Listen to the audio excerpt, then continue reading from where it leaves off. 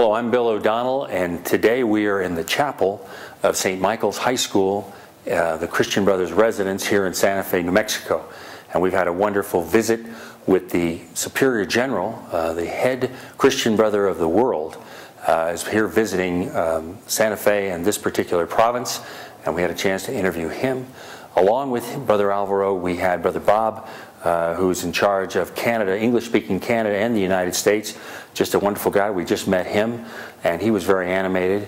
And then followed by Brother Tim Caldwell, who is the provincial of this area, Santa Fe, New Orleans. They call him the visitor.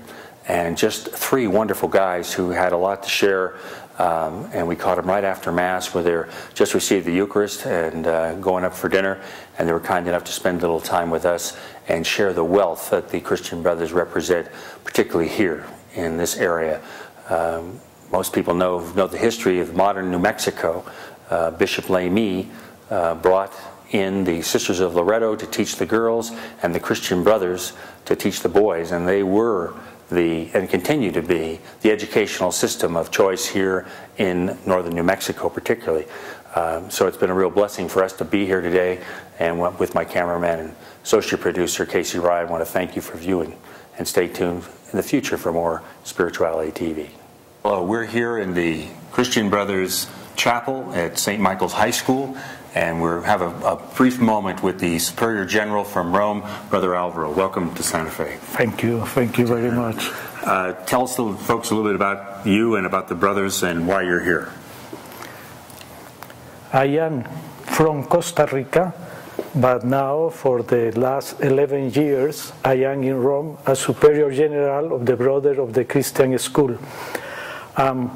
One very important part of my ministry is to visit every year a region of our institute. We are present in 82 countries, and this year my principal visit is to United States and Canada. I was 1 month in March, April, and I had visited 2 districts, the Midwest District and the District of San Francisco, and now I will be for 1 month more visiting first New Orleans Santa Fe District, and after the District DINA, District Eastern North American. Then my goal to be here is to be close to my brothers, to know better the reality of this district, New Orleans Santa Fe. I started in the first step of my trip was Denver, and now Santa Fe, and tomorrow I continue to El Paso, New Orleans, Covington, Lafayette, before to go to Dina District. It's a mission of animation, on encouragement of the brother of the LaSallian mission. I have had a very nice meetings with the students, with the teacher, with former students, with affiliates to our congregation. And for me, every time, these visits are a gift of God for me, that permit me to know better the wonderful reality in many, many countries.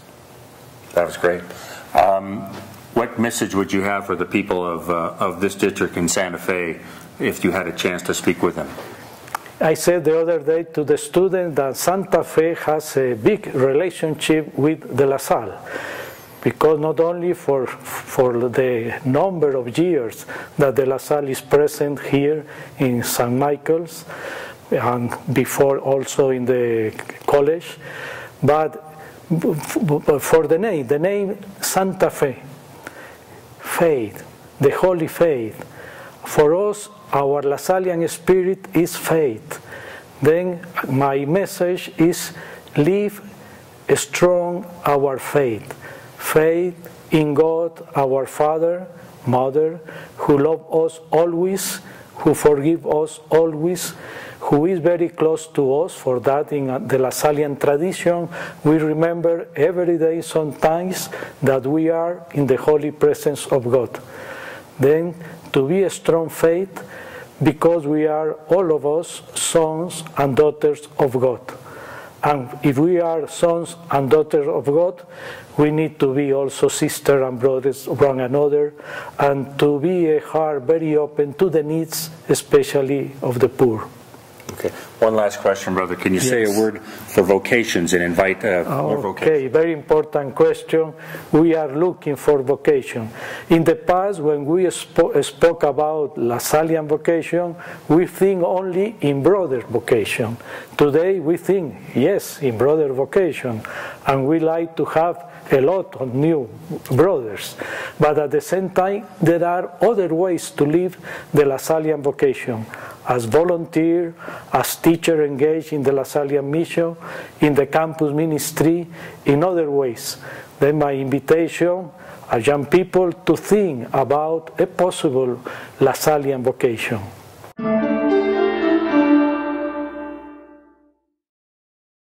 Here with Brother Bob Sheeler, who is the head of Canada and the United States for the Christian Brothers. And we want to welcome you here to Santa Fe. Thank you. It's nice to be here. It's been a wonderful time in these last couple of days. Great. Tell us a little about you and what your job is currently. Well, I serve on the Christian Brothers General Council in Rome.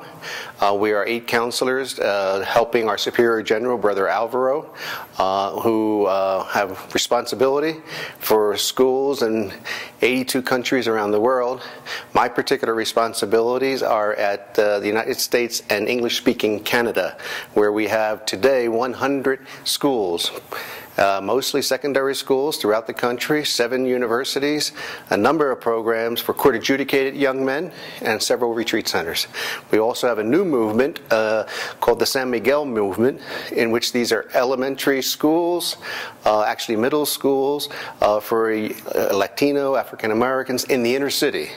Where there's very little tuition, but it's our commitment to urban education, which has been part of our heritage from the beginning when we were founded in 1680 in France by St. John Baptist de La Salle. Okay. What do you see the future of the brothers to be in this country and in Canada? We will continue to be in education. I mean, that is why we were founded. We were the first order of brothers only. There are no priests in our order, because our founder, St. La Salle, felt the importance of education as a ministry to announce and be instruments of salvation to young people. So we will continue to do that. One of the blessings of the present time, of course, while there may be not as many brothers as there were at one time, there's great collaboration with lay people, lay teachers in our schools throughout the country, throughout Canada, in which they see their work not merely as a profession, but as a vocation in the church and the service to God and to the Spirit through education. And we've had tremendous opportunities in terms of formation programs for our lay teachers. They've embraced them enthusiastically, and we'll continue to do that. What are the future of the different provinces? Well, we are continue to bring restructuring to the various provinces. 2 years ago, our 3 East Coast provinces have merged into one. It's called the District of Eastern North America. Currently, conversation is going on between this province, New Orleans Santa Fe province, and our province in San Francisco to collaborate as one new reality. And regionally, we're in conversation with French-speaking Canada. In fact, on May 19th of next year, French-speaking Canada and our region, which is called the United States Toronto region, will become one region for North America, with certainly apologies to Mexico and Central America, which, part of the North American continent. Tell us, who are the future brothers going to be? Well, fortunately, we still have young men considering our life. Just this past August, 4 young men completed what we call the novitiate out in Napa, California. And just 2 weeks ago, I was in Philadelphia, where we have 5 young men entering the first stage of their formation to become De La Salle Christian Brothers, called the postulancy. And we continue to be actively promoting the vocation to the brothers and meeting with young men throughout the country. Say one word to those young men. It's a great life. It's an incredibly rewarding life. And the reality is, all of our plans as we join this work, what we think we were going to do doesn't happen, and yet it's even more rewarding. I joined to be, I thought I would spend my life being a modern European history teacher in an urban high school. I haven't done that since 1978.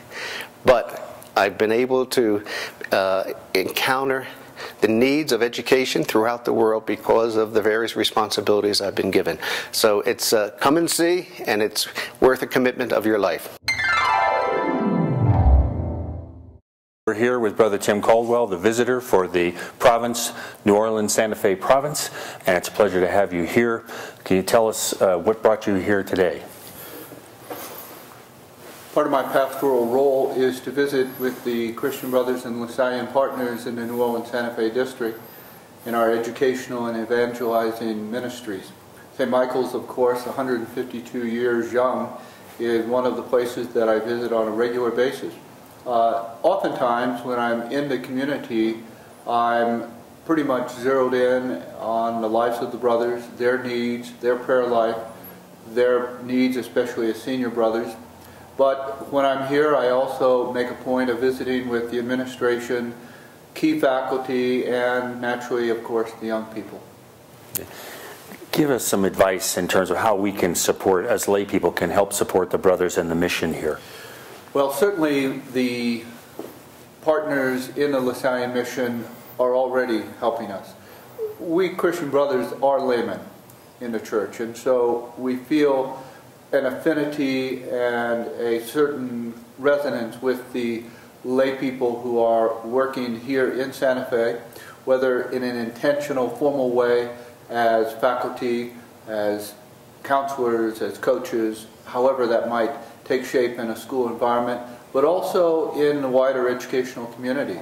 We think of our alumni, we think of our parents, we think of all those who are associated with St. Michael's, with the College of Santa Fe, and now with Lewis University in Albuquerque, as helping us to continue our evangelical and educational work.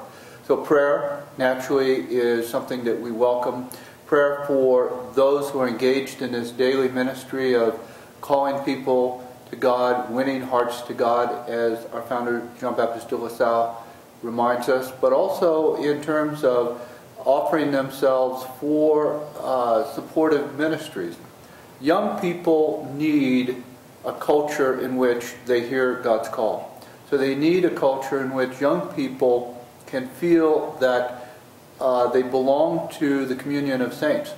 It's an unseen reality, we all know that, but we introduce them to the transcendent through the actual living examples, incarnated examples of Jesus Christ. So we ask all of our lay partners to be present to young people in such a way that they are encouraged, animated, given a sense of hope, so that they can see in the midst of the difficulties, the trials in their own life, the movement of the Spirit. And they only believe in that movement if they're with other people, adults especially, who have an abiding love for them. It's through that love, which is manifested in so many different ways, that young people learn that God is real, that God is not simply a concept, that God is not just something that is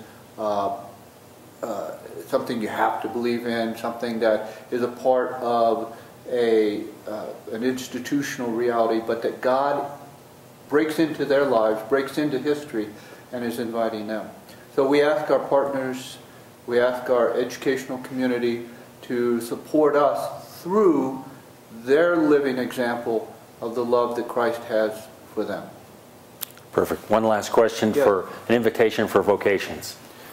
We certainly believe in a culture of call. We dedicate ourselves to trying to build up in our schools a culture of call. We don't just choose on a personal level what we're going to do when we grow up. So we try to open up the imagination and open up the heart of the young person to an awareness that God is speaking. Now, we don't hear that voice except in 2 or 3 main ways. One, through participation in the sacraments, in an encounter that's intimate with the living God, but also through that loving interaction with others. And then thirdly, perhaps most importantly in our society, silence. It's in the abiding, rich silence that young people can hear the voice of God. So, my invitation to all of us, to all of our listeners, to all those engaged in educational work, all of those parents, all of those people in our wider church community, let's look for opportunities to create prayerful silence, silence not just in our churches, but silence in our homes, silence perhaps in the activity that young people have. But we have to model that. We have to model the ability to turn off our cell phone, the ability to set aside busyness and activity. We have to schedule into our lives opportunities where we're simply present. We have to look for opportunities to observe the Sabbath, either on the Sabbath day itself, but also during the week, so that young people can come to see this example and appreciate its value in their own life. Then God's voice, and God has not stopped talking to us, God has not stopped calling, then God's voice can be heard. So I invite all those who are able to, in their encounters with young people, to invite them into silence by exemplifying that.